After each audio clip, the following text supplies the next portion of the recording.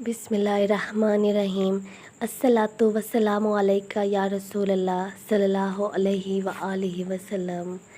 इंसान जब बहुत ज़्यादा परेशानियों में होता है, ज़ुल्मत के अंधेरों में होता है, लेकिन जैसे ही हज़रत मोहम्मद सल्लल्लाहु अलैहि व आलिहि वसल्लम पर दुरूद शरीफ को पढ़ना शुरू करता है तो अल्लाह ताला उसे गुनाहों के अंधेरों से निकाल कर नेकियों की तरफ ले जाता है, अमाल की रोशनी अता करते हैं और फिर ज़मीन से उठाकर उसे आसमानों तक की सैर कराते हैं।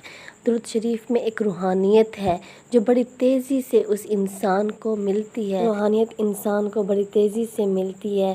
हम ज़िक्र करते हैं, दूसरे अमाल करते हैं, लेकिन उनके पढ़ने से इतनी ज़्यादा जल्दी रूहानियत नहीं मिलती जितनी जल्दी रूहानियत दुरूद शरीफ के पढ़ने से मिलती है। तो दुरूद पाक को पढ़ने वाला इंसान कभी भी मायूस नहीं होता, कभी भी परेशान नहीं होता। अल्लाह ताला उसके लिए सारी परेशानियों से निकलने का उसको खूबसूरत रास्ता दिखाते हैं।